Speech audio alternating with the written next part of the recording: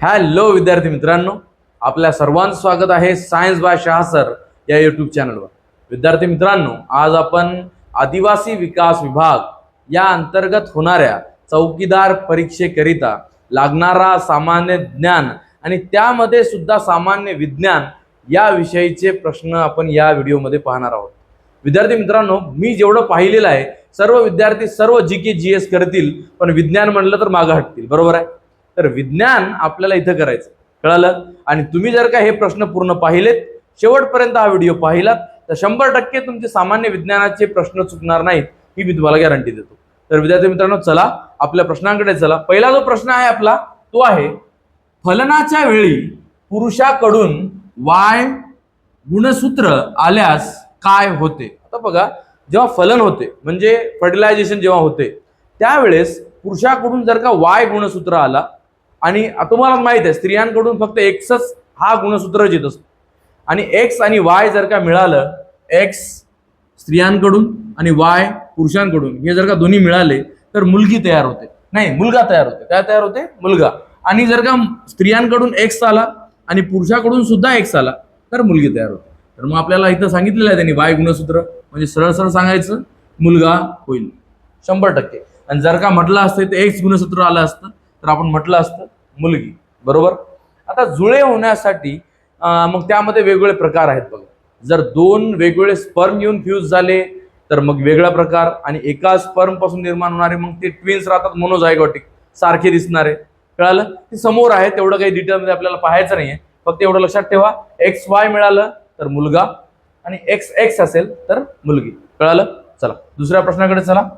विद्यार्थी मित्रांनो, जो दुसरा प्रश्न आहे तो आहे, हिरव्या पानांचा रंग कोणत्या रंगद्रव्यामुळे असतो। अतिशय चांगला प्रश्न आहे की जे पानांना हिरवा कलर असतो का, झाडांना जे पानं असतात त्यांना जो हिरवा कलर असतो तो कशामुळे असतो, तर लक्षात ठेवा तो असतो क्लोरोफिलमुळे। कोणामुळे? क्लोरोफिल। क्लोरोफिल नावाचा पिगमेंट त्या पानामध्ये असतो, म्हणून त्या पानांना हिरवा कलर असतो, कळालं। अजून तुम्ही पाहिलं असेल काही फळांना नाही का नारंगी कलर असतो, नारंगी कलर। तर लक्षात ठेवायचं तो जो नारंगी कलर जो आहे ना तो कोणामुळे असेल, या कॅरोटीन नावाच्या पिगमेंटमुळे असेल। कॅरोटीन नावाचं पिगमेंट असेल तर कोणता कलर येतो? नारंगी। त्यानंतर झॅन्थोफिलमुळे पिवळा कलर येतो रे। कोणता कलर येतो? पिवळा। सगळ्यांना लक्षात ठेवायचं आहे, बरोबर। आणि हे जो अँथोसायनिन आहे हा लाल कलर, लाल व निळा, लाल व निळा हे दोन्ही कलर अँथोसायनिन देतो, आणि हिरवा कलर कोण देतो?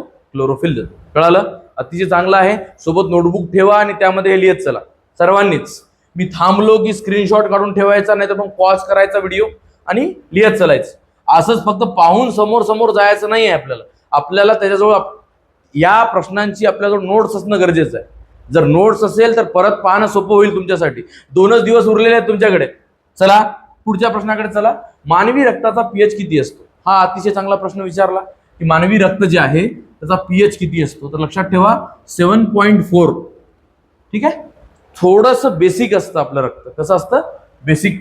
लक्षात ठेवा आपलं रक्त हे थोडं फार कसं असतं? बेसिक, अंमलारी राहतं, कळालं। चला पुढचा प्रश्न समजलं सर्वांना? लक्षात ठेवा रक्ताचा पीएच 7.4। पुढचा प्रश्न, गोवर कशामुळे होतो? आता तुम्ही पाहिलं असेल गोवर ही बिमारी आहे, राईट। त्याला आपण मिझल्स म्हणतो इंग्लिशमध्ये। गोवरला इंग्लिशमध्ये काय म्हणतात? मिझल्स। ठीक आहे, हे मिझल्स कशामुळे होतात? गोवर ही बिमारी कशामुळे होते? तर लक्षात ठेवा ही बिमारी होते विषाणूमुळे, व्हायरसमुळे होणारी बिमारी आहे, कळालं। गोवर ही बिमारी कशामुळे होते? व्हायरसमुळे होते। अजून काही बिमाऱ्या तुम्हाला पाहायच्या असतील तर पहा, एक गालफुगी नाव ऐकलं असेल तुम्ही, गालफुगी, गालफुगी, त्याला मम्स म्हणतात इंग्लिशमध्ये। काय म्हणतात? मम्स, मम्स हे एक। नंतर अजून ते काय होतं? रेबीज, रेबीज कुत्रा चावला तर होतो, बरोबर आहे। हे सुद्धा व्हायरसने होणारी बिमारी आहे। त्यानंतर एड्स, काय? एड्स, AIDS, एड्स हे सुद्धा विषाणूमुळे होणारी बिमारी आहे। अजून swine flu, swine flu, swine flu हा घाणेरड्या जनावरांमुळे, डुकरांमुळे होणारी बिमारी आहे स्वाईन फ्लू. आणि स्वाईन फ्लू हा पसरतो कशामुळे? विषाणूच असतो नेमका तो. कळालं? तर या बिमाऱ्या ज्या आहेत या कशामुळे होतात? विषाणूमुळेच होतात. सर्वांना लक्षात ठेवायचं आहे, लक्षात ठेवा हे. चला पुढच्या प्रश्नाकडे चला. आपला पुढचा प्रश्न आहे विद्यार्थी मित्रांनो, विद्युत प्रवाहाचे एकक काय आहे? अतिशय चांगला प्रश्न विचारला त्यांनी की विद्युत प्रवाह आहे, विद्युत प्रवाहाचं एकक काय? विद्युत प्रवाह म्हणजे काय? करंट. काय आहे? करंट. आणि करंटचं आपल्याला एकक त्यांनी विचारलं. तर लक्षात ठेवा, करंटचं म्हणजे विद्युत प्रवाहाचं जे एकक आहे ते आहे एम्पियर. कळालं? एम्पियर. नंतर हे व्होल्ट जे असतं हे असतं कुणाचं? विभवांतर. विभवांतर. विभवांतर. विभवांतराचं एकक असतं काय? व्होल्ट. वॅट हे जे असतं हे पॉवर. पॉवर म्हणजेच काय? शक्ती. पॉवर म्हणजे काय? शक्ती. शक्तीचं एकक कोणतं आहे तर म्हणायचं वॅट. ओम नसते, हे ओहम असते. ओहम असं असते. ओहम कोणाचं आहे तर म्हणायचं काय? प्रतिकार. प्रतिकार. त्याला आपण रेजिस्टन्स म्हणतो. कळालं? प्रतिरोध. प्रतिकार म्हणत आहे, सॉरी, काय म्हणायचं? प्रतिरोध म्हणायचं. प्रतिरोधाचं जे एकक आहे ते काय आहे? ठीक आहे, प्रतिरोध. प्रतिरोधाचं एकक काय आहे? ओहम. शक्तीचं एकक वॅट. विभवांतरचं व्होल्ट. आणि विद्युत प्रवाहाचं एम्पियर. अतिशय महत्त्वाचं. याच्यातला एक प्रश्न येईलच बरं, म्हणून हे चारही तुम्हाला पर्याय मी पूर्ण सविस्तरपणे सांगितले. लक्षात ठेवा, लिहून ठेवत चला. चला पुढच्या प्रश्नाकडे चला. पुढचा प्रश्न आहे विद्यार्थी मित्रांनो, कार्ल लिनियस म्हणून ओळखले जातात. कार्ल लिनियस काय म्हणून ओळखले जातात? वर्गीकरणाचे जनक म्हणतात त्यांना, वनस्पतीचे जनक म्हणतात, अणूचा पिता म्हणतात, किंवा प्राणी विज्ञानाचे जनक म्हणतात. यापैकी काय म्हणतात? तर लक्षात ठेवा, वर्गीकरणाचे जनक म्हणून त्यांना संबोधलं जातं. कोणाला ओळखलं जातं? कार्ल लिनियस यांना वर्गीकरणाचे जनक म्हणतात. यांनी सांगितलं होतं की या जगामध्ये दोन प्रकारचे काय आहेत? बोला. प्राणी आहेत. प्राण्यांचे दोन प्रकार सांगितले होते त्यांनी. टॅक्झॉनॉमी.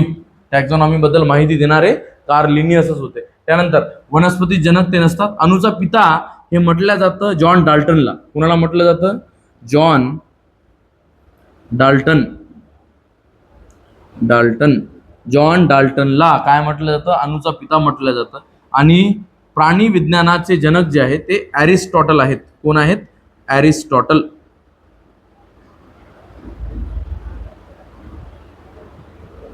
ॲरिस्टॉटल. ॲरिस्टॉटलला काय म्हटलं जातं? प्राणी विज्ञानाचे जनक असं म्हटलं जातं. वर्गीकरणाचे जनक कोण आहेत? कार्ल लिनियस आहेत. नंतर अजून वेगवेगळे प्रश्न विचारू शकतात तुम्हाला, तर असे जनक सुद्धा पाहून ठेवायचे आहेत. बरोबर आहे. अजून तुम्हाला म्हणतील की फादर ऑफ जेनेटिक्स. जेनेटिक्सचे फादर कोण आहेत तर म्हणायचं ग्रिगर जॉन मेंडल. मेंडल जे आहेत ते कशाचे आहेत? बोला. ते आहेत जनक. कशाचे? हेरिडिटीचे. चला पुढे. खालीलपैकी कोणता रोग अनुवंशिक विकार आहे? अनुवंशिक विकार कोणता? अनुवंशिक म्हणजे काय रे? तर जन्मतः होणारे, आणि जर आपल्या खानदानीमध्ये कोणाला असेल तर ते त्याच्यामुळे आपल्याला होणारे असे जे आजार असतात त्याला आपण काय म्हणतो? अनुवंशिक आजार. बरोबर आहे. हेरिडिटरी डिसऑर्डर म्हणतात. त्यापैकी जो बिमारी आहे याच्यापैकी कोणता आहे? थॅलेसेमिया आहे, अशक्तपणा आहे, रातआंधळेपणा आहे का कॅन्सर आहे? तर लक्षात ठेवा, थॅलेसेमिया ही बिमारी जी आहे ही अनुवंशिक आहे. ठीक आहे. बाकी हे तिन्ही जे आहेत हे अनुवंशिक नाही आहेत. आता थॅलेसेमियामध्ये होते काय तर आपल्या शरीरामध्ये जे रक्त आहे, रक्तामध्ये लाल रक्तपेशी राहते आणि त्या लाल रक्तपेशीमध्ये असते हिमोग्लोबिन. तर हिमोग्लोबिन ज्या लोकांना थॅलेसेमिया होतो का त्या लोकांमध्ये हिमोग्लोबिन व्यवस्थित निर्माण होत नाही. कळालं? हिमोग्लोबिन आपल्या शरीरामध्ये व्यवस्थित आहे, यांच्या शरीरामध्ये हिमोग्लोबिन व्यवस्थित निर्माण होत नाही, म्हणून यांना श्वास घेण्याला त्रास जातो, अंगावर सूज येते. बरोबर आहे. असे प्रॉब्लेम्स यांना होतात. थॅलेसेमिया नावाची बिमारी आहे. लक्षात ठेवा. नंतर रातआंधळेपणा. रातआंधळेपणा ही बिमारी जीवनसत्व ए च्या कमतरतेमुळे होते. जीवनसत्व ए. ठीक आहे. व्हिटॅमिन ए म्हणतात त्याला. व्हिटॅमिन ए च्या कमतरतेमुळे रात आंधळेपणा होतो. आणि कॅन्सर. कॅन्सर हे याच्यामुळे होत नसतं. कॅन्सर म्हणजे काय? एखादी सेल, एखादी पेशी ती अनकंट्रोल वाढत असेल, म्हणजे आपल्या गाठ बनली, ती गाठ वाढतच आहे, वाढत आहे, गरज नसतानाही वाढत आहे, तर समजून जायचं तर काय आहे? कॅन्सर आहे. कळालं? चला पुढच्या प्रश्नाकडे. विद्यार्थी मित्रांनो, परत सांगत आहे, जर हा व्हिडिओ आवडत असेल, उपयोगी वाटत असेल तर चॅनलला लाईक, शेअर आणि सबस्क्राईब करायला विसरू नका. पहा पुढचा प्रश्न, हा प्राण्यांचा सर्वात मोठा गट आहे. अतिशय चांगला प्रश्न विचारला त्यांनी की पूर्ण जगामध्ये सर्वात मोठा प्राण्यांचा गट कोणता, तर लक्षात ठेवा आर्थ्रोपोडा. आता आर्थ्रोपोडामध्ये येतात काय, तर लक्षात ठेवा या आर्थ्रोपोडामध्ये सर्व कीटक येतात. कीटके, ठीक आहे. कीटके म्हणजे काय, इन्सेक्ट, किडे. या जगातले सर्व किडे जे आहेत ते कोणत्या गटात येतात, आर्थ्रोपोडा. आणि आर्थ्रोपोडा हा जगातला सर्वात मोठा गट आहे. आणि दुसऱ्या क्रमांकाचा कोण आहे मग, मोल्युस्का.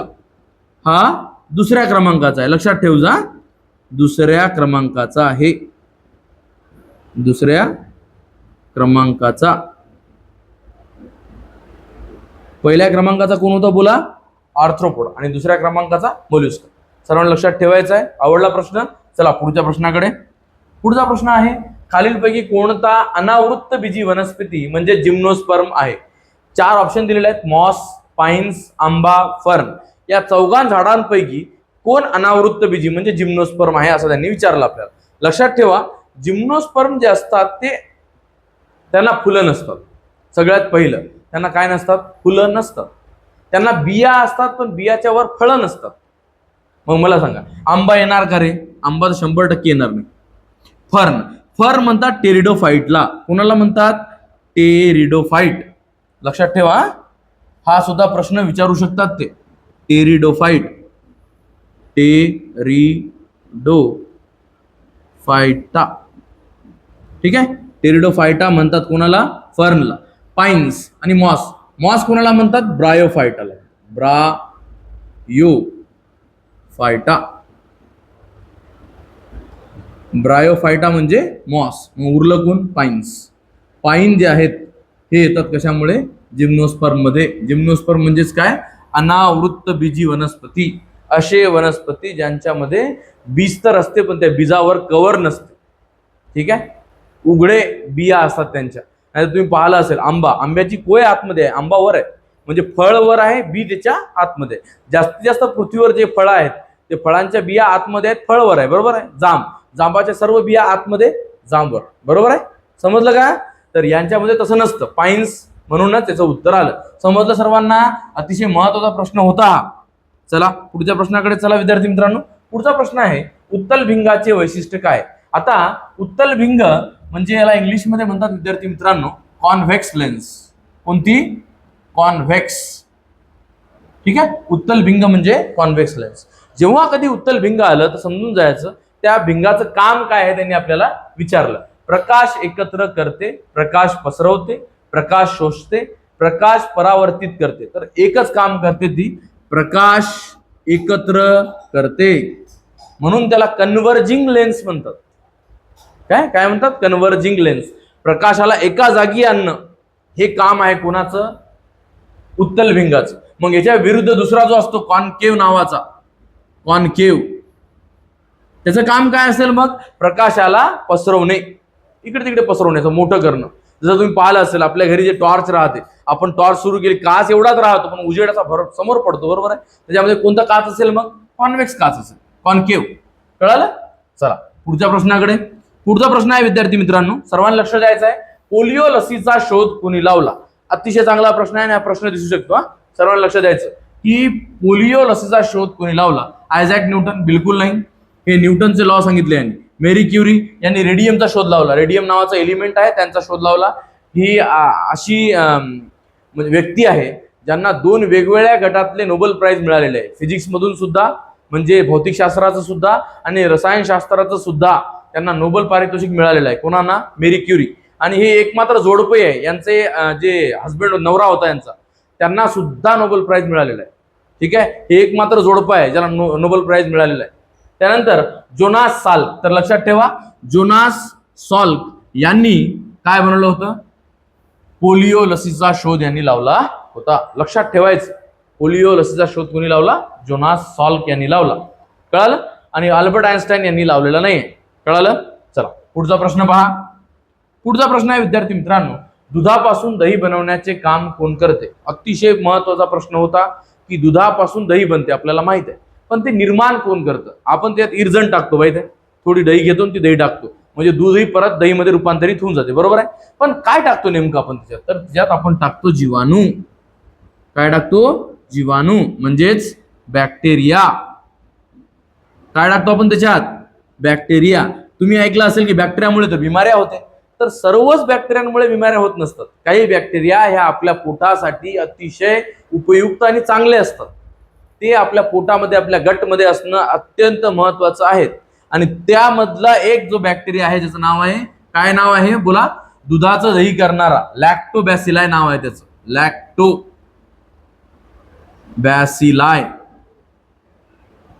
ठीक आहे, लक्षात ठेवा. लॅक्टोबॅसिलाई नावाचा जीवाणू काय करतो? दुधापासून दही बनवतो. ठीक आहे, मराठीमध्ये लिहू, लॅक्टोबॅसिलाई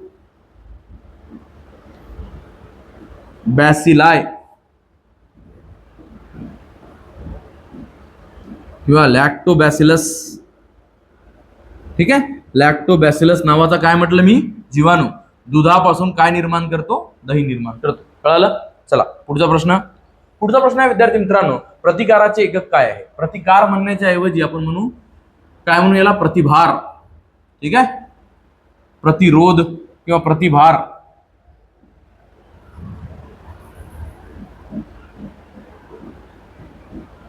प्रतिरोध म्हणू आपण, प्रतिकार म्हणण्याच्या ऐवजी याला प्रतिरोध म्हणू. प्रतिरोधाचे एकक काय आहे? तर लक्षात ठेवा, प्रतिरोधाचे जे एकक आहे ते आहे ओहम. इथं ओम झालं, पण इथं नाव आहे ओहम. ओहम अशा पद्धतीने डिनोट करतात बरं विद्यार्थी मित्रांनो, लक्षात ठेवा. ठीक आहे, त्याला ओहम म्हणतात. ओके, चला पुढचा प्रश्न. पुढचा प्रश्न आहे, ऑक्झॅलिक ऍसिडचा नैसर्गिक स्रोत काय आहे? ऑक्झॅलिक ऍसिड आपल्याला कशापासून मिळते असा त्यांनी आपल्याला प्रश्न विचारलेला आहे. पहा, मुंगीचा डंख नाही, चिंच नाही, टोमॅटो येस, टोमॅटो मधून आपल्याला कोणता ऍसिड मिळते? ऑक्झॅलिक ऍसिड मिळते. मग चिंचेतून काय मिळते? तर लक्षात ठेवा, चिंचेतून आपल्याला टारटारिक ऍसिड मिळते. टार्टारिक आम्ल आपल्याला चिंचेतून मिळते. कळालं? मुंगीच्या डंखात काय असतो? तर म्हणायचं फॉर्मिक आम्ल असतो. फॉर्मिक आम्ल. कळालं? फॉर्मिक आम्ल असते मुंगीच्या डंखात. टोमॅटो मध्ये ऑक्झॅलिक आणि आंबट दूध. आंबट दुधात म्हणजे दही म्हणू शकतो आपण याला, दही. दह्यामध्ये काय असते? तर दह्यामध्ये असतं लॅक्टिक ऍसिड, लॅक्टिक आम्ल.